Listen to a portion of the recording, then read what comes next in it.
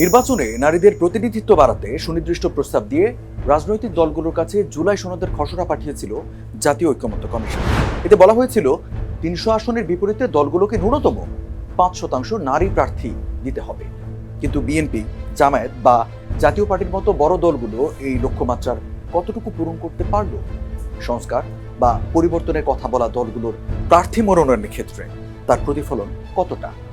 এসবে জানাবো স্টার এক্সপ্লেনারে। আপনাদের সঙ্গে আছে আমি রঞ্জিত খান। নির্বাচন কমিশনের ওয়েবসাইটে পাওয়া তথ্য পর্যালোচনায় দেখা যায় ৩০০ আসনে মনোনয়নপত্র জমা দেওয়া ২৫৬৯ জন প্রার্থীর মধ্যে নারীর সংখ্যা মাত্র ১০৮ জন। তবে বিএনপি চেয়ারপারসনের মৃত্যুতে কার্যত এই সংখ্যা এখন ১০৭ জনে নেমেছে। অর্থাৎ মোট প্রার্থীর বিপরীতে নারীর হার মাত্র ৪.26%। নির্বাচন কমিশনের যাচাই বাছাইয়ে এই হার আরও কমার শঙ্কা রয়েছে। এবার স্বতন্ত্র হিসেবে নির্বাচন করার প্রবণতা নারী প্রার্থীদের মধ্যে বেশি লক্ষ্য করা যাচ্ছে। মোট নারী প্রার্থীর 1/3 বেশি অর্থাৎ 40 জনই স্বতন্ত্র হিসেবে মনোনয়নপত্র জমা দিয়েছেন। এর মধ্যে রয়েছেন বাংলাদেশ জাতীয়তাবাদী দল বিএনপির সাবেক সংসদ সদস্য রুমিন ফারহানা। ব্রাহ্মণবাড়িয়া 2 আসনে বিএনপি তাদের জোটে শরিক দলকে ছাড় দেওয়ায় রুমিন ফারহানা দলীয় টিকিট পাননি। ফলে তিনি স্বতন্ত্র প্রার্থী হিসেবে মনোনয়নপত্র জমা দেন, যার জেরে বিএনপি থেকে হয়েছেন বহিষ্কৃত। ঢাকা 9 আসনে স্বতন্ত্র প্রার্থী হয়েছেন জাতীয় নাগরিক পার্টি এনসিপি থেকে বেরিয়ে যাওয়া তরুণ নেত্রী ডাক্তার তাসনিম জারা। আসন্ন ত্রয়োদশ জাতীয় সংসদ নির্বাচনকে সামনে রেখে বিএনপি 10 জন নারীকে মনোনয়ন দিয়েছে। এর মধ্যে সদ্য প্রয়াত বিএনপি চেয়ারপারসন খালেদা জিয়ার 3টি আসনে প্রতিদ্বন্দ্বিতা করার কথা ছিল।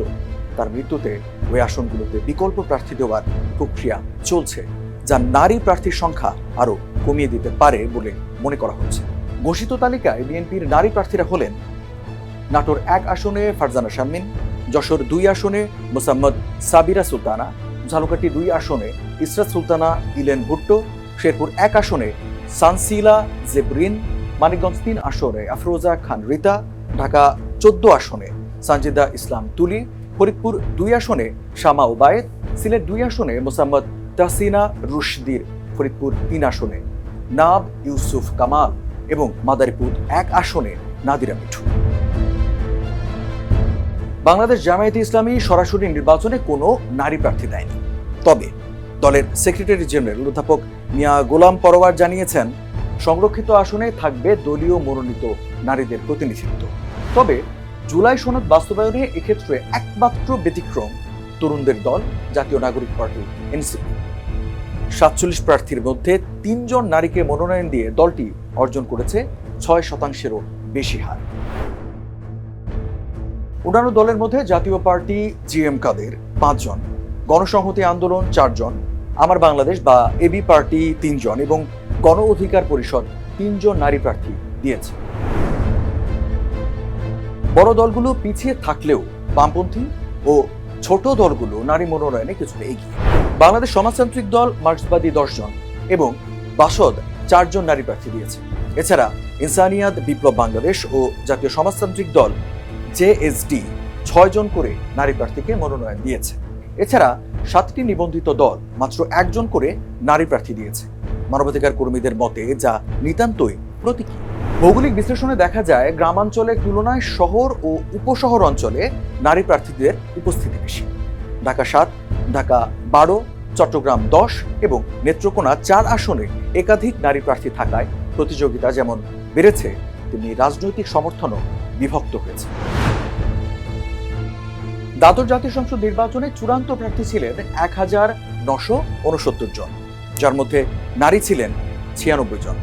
সেই হিসেবে এবারের নির্বাচনে নারী প্রার্থীর সংখ্যা সামান্য বাড়লেও মূলধারার রাজনীতিতে তাদের অংশগ্রহণ কাঙ্ক্ষিত মাত্রায় পৌঁছায়। জাতীয় ঐক্যমত্য কমিশন গত আগস্ট মাসে রাজনৈতিক দলগুলোর কাছে প্রস্তাবিত জুলাই সনদ এর পূর্ণ খসড়া পাঠিয়েছিল। খসড়া অনুযায়ী সংরক্ষিত নারী আসনের সংখ্যা আগের মতো 50 থাকবে। তবে প্রতিটি সাধারণ নির্বাচনে রাজনৈতিক দলগুলোকে ন্যূনতম 5% নারী প্রার্থী মনোনয়ন দেওয়ার বাধ্যবাধকতার প্রস্তাব করা হয়েছে। দীর্ঘমেয়াদী লক্ষ্য হিসেবে সংসদে নির্বাচিত সদস্যদের অন্তত 33% নারী করার কথা বলা হয়েছে। সংশ্লিষ্টরা বলছেন, সংবিধানে সমান রাজনৈতিক অধিকারের নিশ্চয়তা থাকলেও সরাসরি সংসদ নির্বাচনে নারীদের অংশগ্রহণ এখনো সীমিত। পর্যবেক্ষকদের মতে জেতার সম্ভাবনা আছে এমন আসনে নারী প্রার্থী দিতে এখনো অনাগ্রহী বড় দল।